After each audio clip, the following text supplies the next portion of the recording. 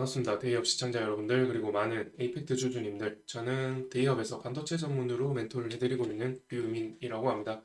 이번에 인도의 ASIP라는 회사가 있는데, 이 회사는 이제 후공정 업체이고요. 이 회사랑 이 에이펙트가 손을 잡고 이 인도에 설비 공장을 신축한다는 소식에 제가 이 영상을 또 촬영하게 되었고, 최근에 이 이스라엘과 이란, 이 전쟁 분위기를 고조시키고 있죠.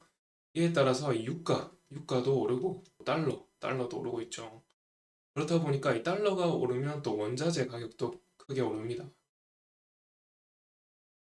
그래서 이 지금 전체적인 거시경제가 다소 좀 주춤하면서 조정을 보이고 있습니다. 그런데 이 캐파를 증설하는 소식이죠. 이 캐파 증설은 아무래도 반도체 제조업체에서 좀 호재성이 좀 짙은 것 같습니다. 그렇기 때문에 이 시장 공포 분위기는 외부적인 요인이죠. 외부적인 요인보다 이 내부적인 어떤 문제가 없으면은 아무래도 이 조정을 받는 이 순간이 기회가 될 수가 있다. 이런 말씀을 드리고 싶어서 여기에 관련된 좀 세부적인 내용을 가지고 오늘 영상을 촬영하도록 하겠습니다. 그러면은 오늘 영상 잘 따라와 주시고 또 구독이 되어 있지 않으신 분들은 구독부터 해주시면 좋겠죠. 이 에이펙트는 앞선 영상에서 말씀드렸다시피 이 GDDR6 관련해서 패키지 그리고 테스트 이렇게 후공정을 담당하고 있는 업체라고 말씀드렸고 또 이 6가 이제 7으로 삼성이 개발하고 있다고 하죠. 올해 하반기부터 양산을 한다고 하는데 여기에 또 에이펙트가 이 후공정을 담당하는 것이 아닌가 하는 이런 기대감도 들어있다고 말씀을 드렸었고요. 좀 더 자세하게 알고 싶으시면 앞번의 영상을 참고해 주시면 감사드리겠고 이어서 이 인도의 ASIP는 마찬가지로 후공정 업체라고 말씀드렸죠. 이 후공정과 후공정이 합쳐져서 합작을 하면서 좀 더 후공정을 강화해서 글로벌적으로 점유율도 높이고 인도 내에서 영향력도 키우는 이런 방향으로 나아갈 것 같고요.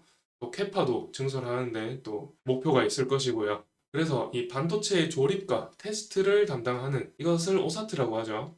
이 오사트 시설과 또 조립, 테스트, 마킹, 패키징까지 하는 이 ATMP 시설을 짓는다고 하죠. 이것을 하이데라바드에 짓는다고 합니다. 그러면은 이 에이펙트와 이 ASIP가 왜 하이데라바드에 중축을 하게 될까요? 이 하이데라바드 자체가 이미 인도의 반도체 제조 시설들이 많이 밀집해 있는 곳이고요. 그리고 이 정책적으로 두 가지가 있는데요. 스펙스라는 정부의 정책이 있고 또 PLI라는 또 정책이 있습니다.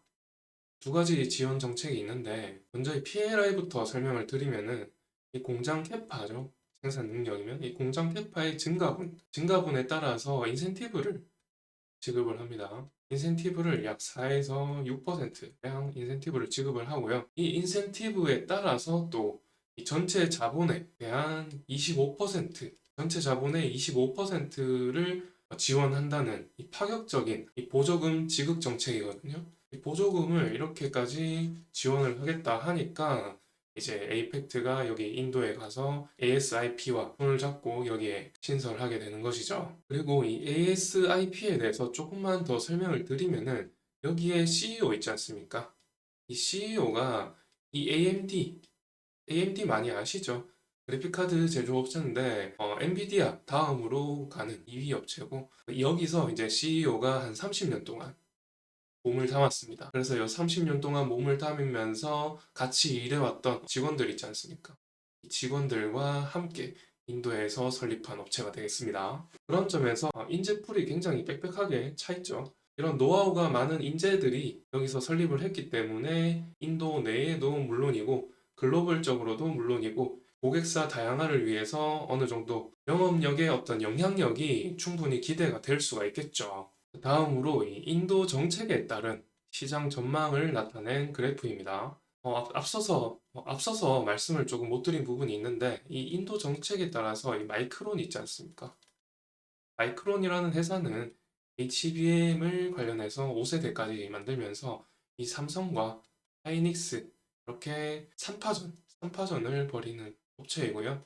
이 마이크론도 이 인도 정책에 따라서 인도에 공장을 증축하고 있습니다. 그런 점에서 이 인도 정책이 굉장히 글로벌적으로 좀 영향력을 끼치고 있다. 이렇게 아시면 되겠고, 인도 반도체 시장이 이제 23년부터 이렇게 쭉 상승할 거다. 이런 것을 나타내고 있는 그래프이고요.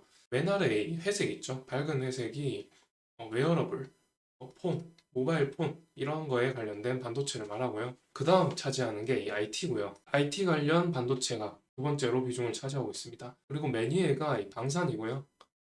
그 다음이 자동차 순으로 이렇게 반도체를 여러 가지로 분류를 해서 각각이 얼마나 성장을 할지 이렇게 도표로 나타냈고요. 그 규모가 얼마 정도 되느냐 이 액수로 한번 보자고요. 여기 지금 단위가 빌리언이거든요. 빌리언 달러이기 때문에 64.1 빌리언 달러죠. 그러면 대략 계산을 했을 때 900조 가량 나온단 말이죠.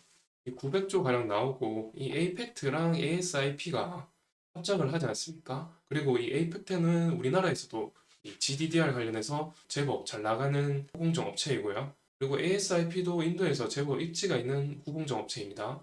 그런 점에서 점유율을 넓혀가면서 이 10%만 점유율을 보여도 거의 90조지 않습니까? 이 시장 규모의 90조 가량을 이제 매출을 낼 수가 있기 때문에 시장 캐파만 이 가동률, 공장 가동률만 맞춰준다면은 이 정도 점유율은 충분히 보여줄 수 있겠다 이런 말씀을 드리는 거고요. 그런 점에서 이 두 회사에 대한 기대감이 좀 긍정적이다 이렇게 바라볼 수가 있겠습니다. 자, 마지막으로 이 주가 차트적인 측면에서 말씀을 드려볼 건데요.